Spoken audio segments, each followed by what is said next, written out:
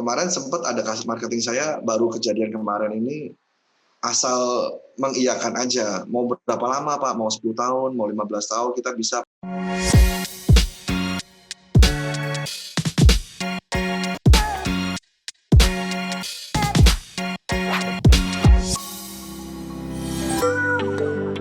Hai Property People, apa kabar? Senang sekali tentunya saya Angie Aditya kembali di 123 Pro Tips. Dan di episode kali ini kita bakal ngebahas tentang apartemen. Siapa di antara kalian Property People yang sekarang ini timnya apartemen atau tim rumah? Nah, tapi hari ini kita akan bahas lebih detailnya tentang gimana sih birokrasinya apartemen tuh, susah nggak sih jual apartemen?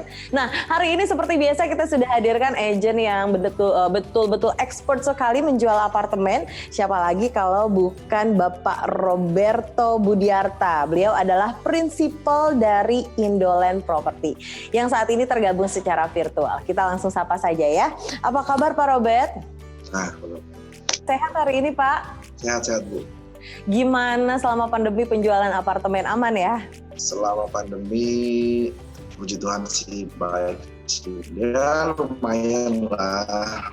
Lumayan lah. Menurun ya, pasti ada penurunan, tapi Oke. Menurun tapi tetap jalan. Meskipun lambat, but it's okay. Oke, nah hari ini kita mau bahas tentang apartemen nih Pak Robert. Banyak orang yang berpikir kalau istilahnya nih, kalau milenial mikirnya ada yang tim rumah, ada yang tim apartemen.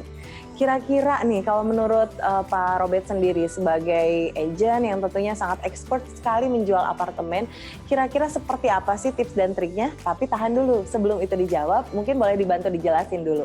Kalau Pak Robert nih sudah berapa tahun sih berkecimpung di dunia properti?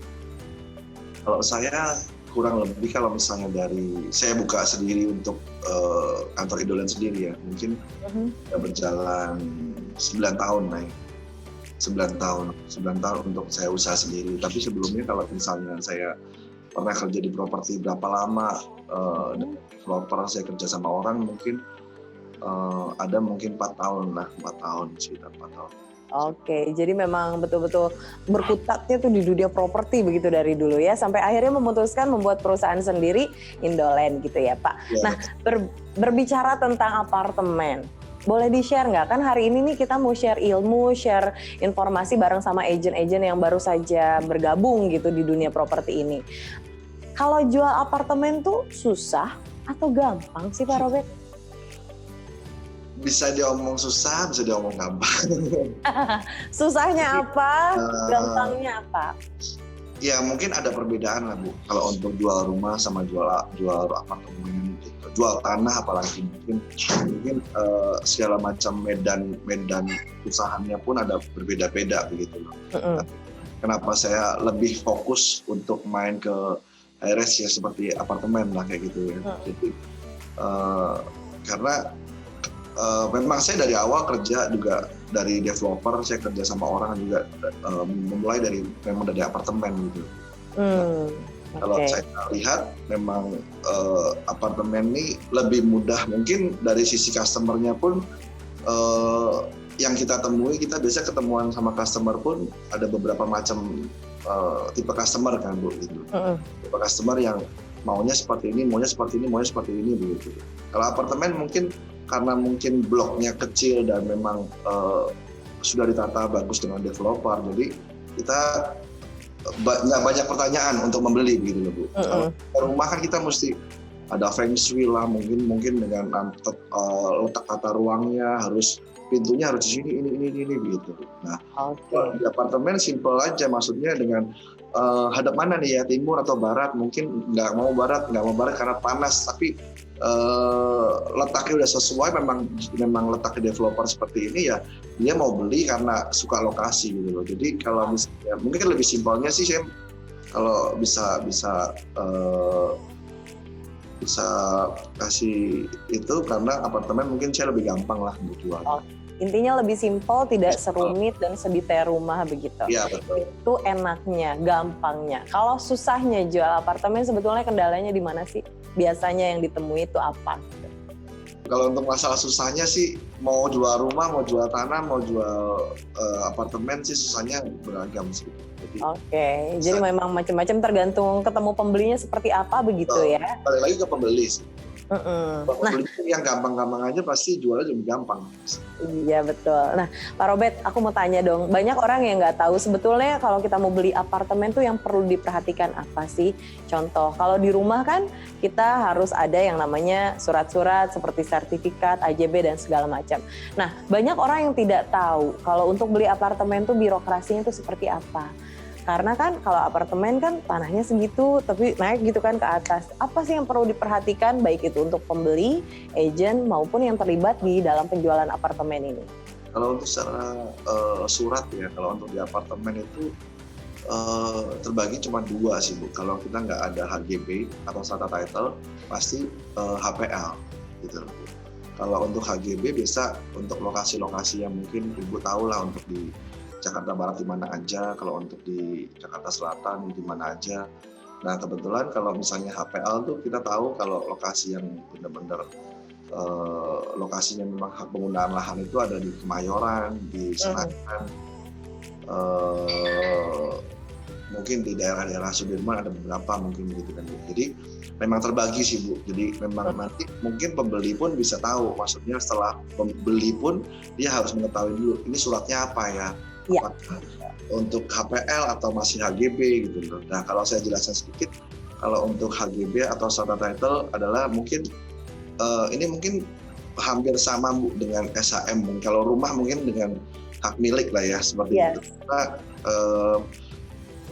hak guna bangunan gitu loh. Dan tapi bedanya kalau sama rumah dia udah permanen untuk hak milik, dia nggak perlu perpanjang lagi. Kalau HGB dia harus perpanjang Bu sama 20 tahun sekali kayak gitu. Oke, itu kan Property People informasinya jelas banget. Jadi buat kalian yang mau beli apartemen harus tahu dulu nih suratnya apa. Tadi kalau misalkan HGB atau strata title itu hampir sama seperti dengan sertifikat begitu ya Pak Robert ya.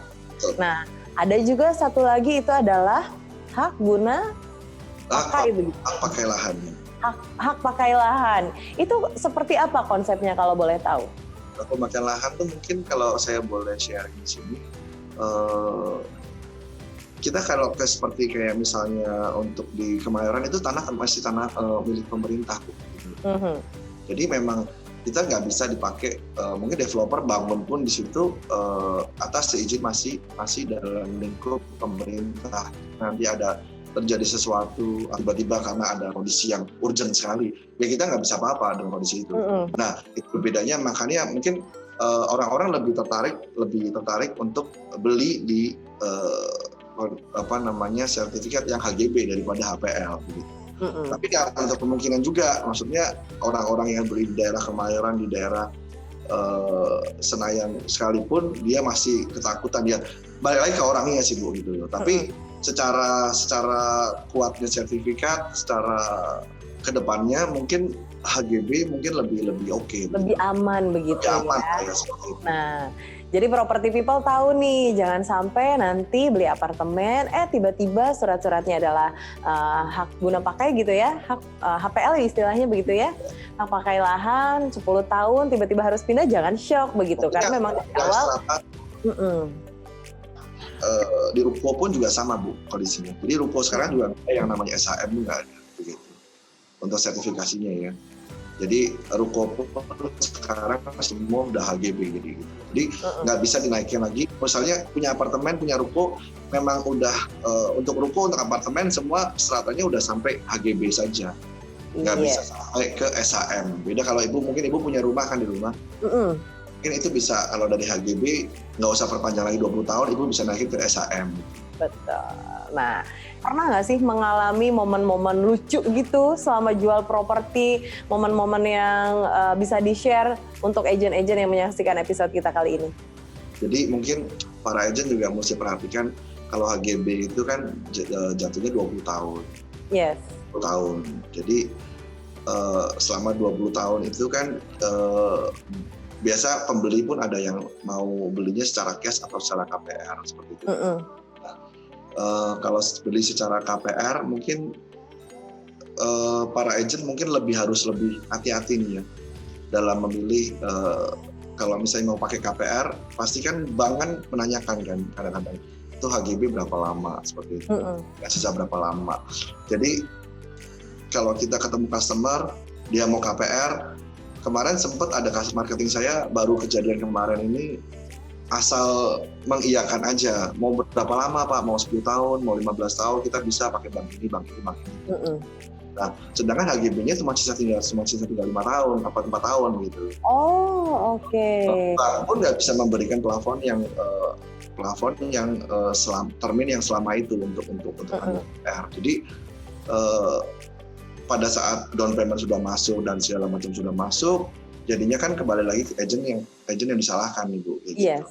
Nah, serba salah nih gitu loh. Nah, makanya itu perlu diperhatikan banget sih kalau misalnya memang nanti ada pembeli KPR, kita mesti tahu HGB-nya berapa lama lagi gitu loh untuk di situ. Nah, untuk itu ya mungkin sharing-sharing seperti itulah, jangan sampai lucu jadinya nanti kita infonya salah ke pembeli, jadinya marketingnya jadi bingung disalahkan gitu loh. Padahal Oke, jadi gitu ya Property People. Sebelum jual apartemen ternyata banyak juga yang harus diperhatikan. Di antaranya baik itu surat-suratnya, HGB atau strata title-nya, dan yang pastinya juga ternyata itu berpengaruh pada proses KPA-nya nanti begitu. Nah, oke, Pak Robert, tentunya untuk memasarkan produk-produk dari Pak Robert gitu ya, dalam hal ini apartemen, ada nggak sih trik khusus? Apakah media promosinya dilakukan lewat online begitu, atau mungkin secara temu langsung, atau mungkin ada rahasia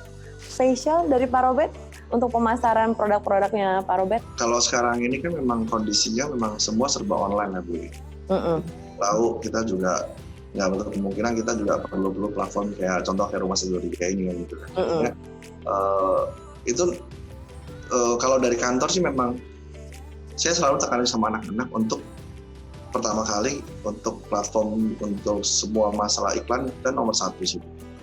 Selalu tekanin itu gitu, karena kita nggak mungkin mengharapkan saya boleh bahas di sini masalah media cetak segala macam, koran segala macam,